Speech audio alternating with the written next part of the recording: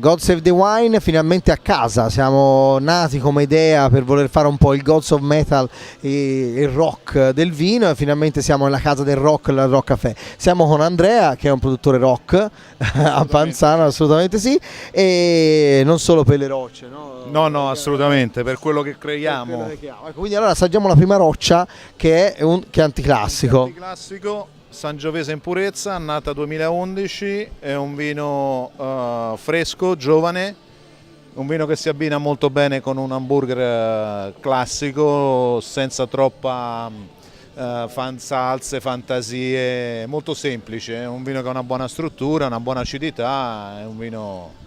Ecco, direi piuttosto che sì, è vero, la bella acidità, perché spesso a Panzano uno ha idea, la Conca d'Oro, no? I vini molto potenti, ricchi, invece questo c'è anche, è bello asciutto, non appesantisce. Direi che con questa cucina è abbastanza importante perché si rischia di avere quasi un eccesso, no? Fra grasse e altro.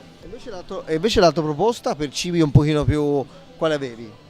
Per cibi un pochettino più strutturati io ho pensato di abbinare un Vindea, che è un vino nuovo, un'annata 2006, è un 50% Sangiovese, 50% Petit Verdot, una edizione limitata, vengono fatte 2500 bottiglie sole e questo quando uno fa un